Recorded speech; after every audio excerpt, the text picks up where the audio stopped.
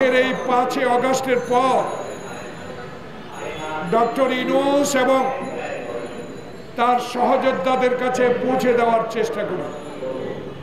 সকল কথা ওনাদের কানে যায় কিনা, যারা এই সরকারের এনএসআই, ডিজিডিএফআই, যারা সংবাদ সংগ্রহ করে সরকারের কর্ণগোচর করেন, তারা এখানে অনেককে আমি চিনি, অনেককে আমি অনেক সময় দেখেছি।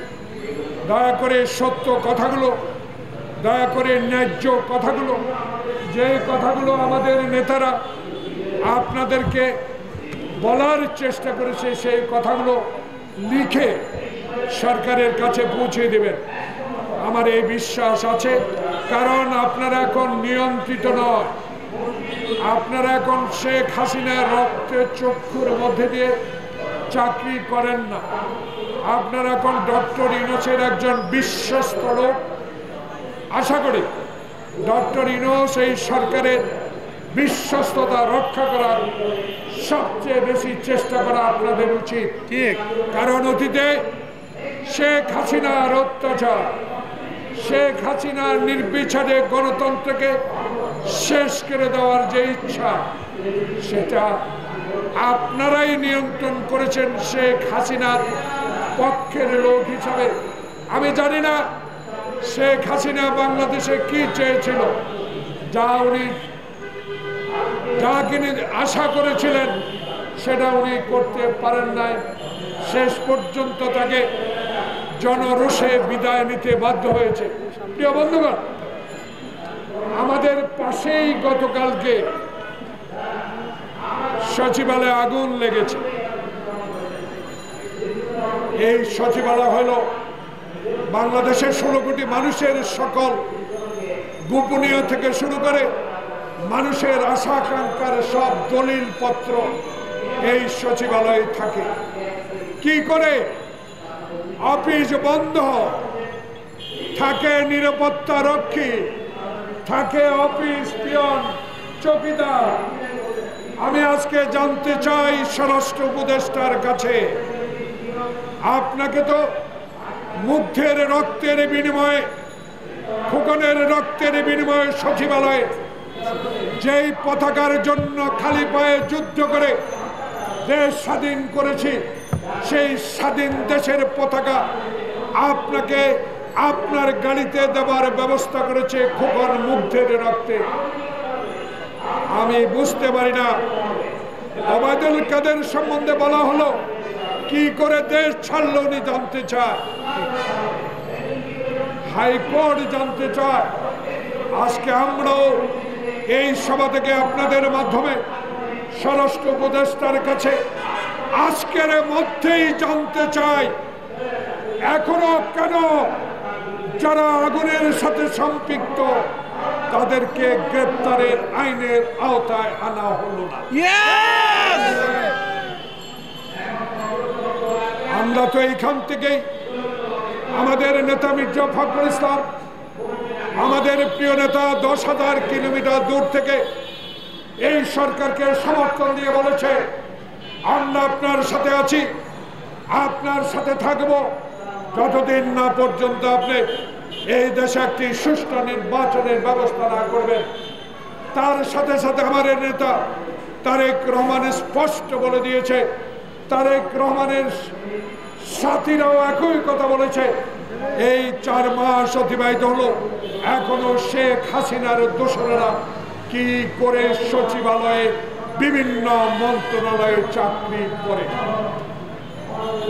তাই সতর্ক আমরা কম করি নাই, সতর্ক এখনো আপনাকে করতে চাই।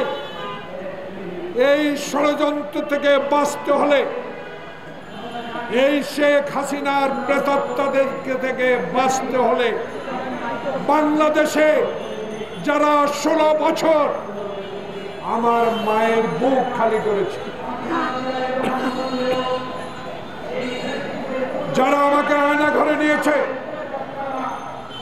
যারা আমার গণতন্ত্রকে গলা টিপে হত্যা করেছে, তাদের সহচরেরা বারবার বলার পরেও কেন সচিবালয়ের মতো গুরুত্বপূর্ণ জায়গা এখনো বহাল আছে।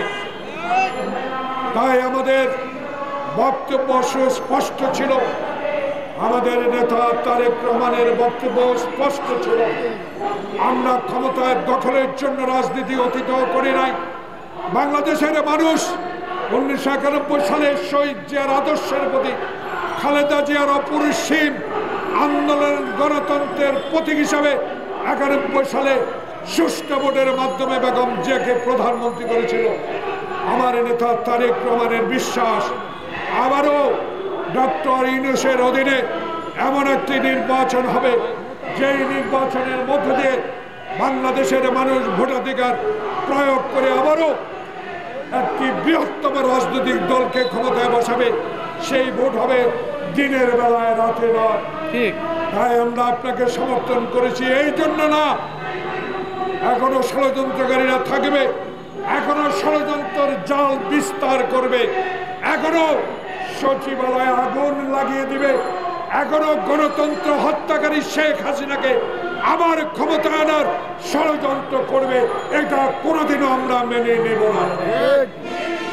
তাই বন্ধুরা আমার, আজকে তাই এই সরকারকে চোখে আঙ্গুল দিয়ে দেখিয়ে দিতে চাই, শেখ মুজিব যেমন বলেছিল আমার ডানে চোর বামে চোর, রাত্রে শুতে গেল চোর, ডক্টর ইউনূস বাংলাদেশের সর্বশ্রেষ্ঠ, আপনি উপহার পাওয়ার লোক, আপনি বিশ্বের কাছে একজন নন্দিত লোক, কিন্তু 4 মাসেও মানুষ আপনাকে বিশ্বাস করে।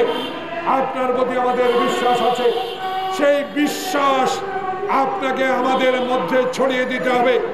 আপনাকে স্পষ্টভাবে নির্বাচনের তারিখ ঘোষণা করে দিতে হবে।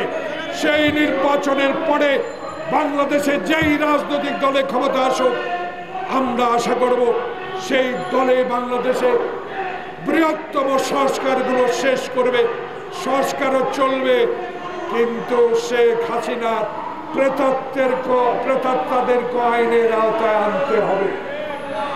তাই আজকে আমরা আর কত কথা বলবো, কথার তো শেষ নাই। সামনে রোজা, গরিব মানুষকে রোজা রাখার ব্যবস্থা করতে হবে। পেঁয়াজের সিন্ডিকেট যেন আর না হয়, ডালের সিন্ডিকেট যেন আর না হয়, নিত্য নৈমিত্তিক জিনিসের দাম যাতে আর বাড়তে না পারে। কারণ এই সচিবালয়ে যারা আগুন লাগিয়েছে তারা আবার প্রিপেয়ার হচ্ছে, প্রস্তুতি নিচ্ছে, আবারও তারা সিন্ডিকেট তৈরি করে মানুষের রোজা কষ্ট দেওয়ার ষড়যন্ত্রে লিপ্ত আছে। প্রিয় ভাইরা, তাই আজকে আমরা শুধু ক্ষমতায় যাওয়ার জন্য নয়, আমরা বাংলাদেশের মানুষের অধিকার প্রতিষ্ঠার জন্য আজকে আমার বন্ধুরা যারা জেল কেটেছে, যারা অত্যাচার সহ্য করেছে, আমাদের বক্তব্য একটাই, আমরা ক্ষমতায় যেতে চাই, রাজনীতি করি ক্ষমতায় যাওয়ার জন্য, রাজনীতি করি আমরা দেশ পরিচালনায় সুষ্ঠুভাবে পরিচালনা করার জন্য, আমরা দুর্নীতি করার জন্য নয়।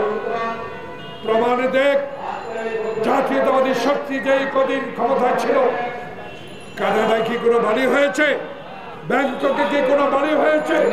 আজকে আমাদের নেতারা এখানে বসা বুকে হাত দিয়ে আমরা বলতে পারি, এমন একটি প্রমাণ আপনারা দেন খালেদা জিয়ার শাসনামলে কানাডা, ব্যাংকক, দুবাই, মালয়েশিয়া বিএনপির কোন নেতা বাড়ি করেছে কিনা?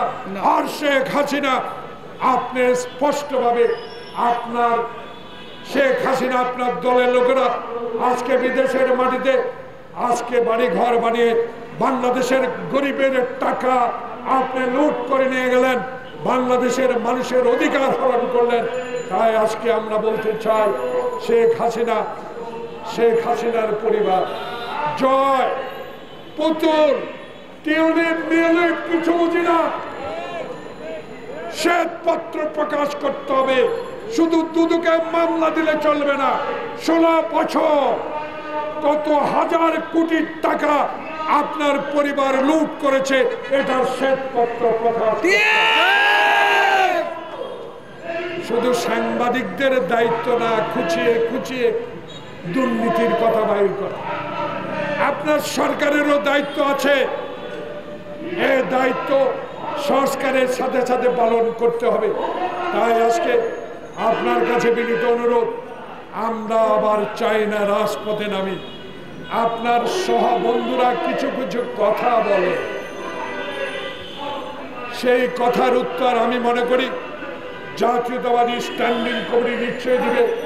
যুগ্ম মহাসচিব বসা আছে আপনার কাছে, আমি বলতে চাই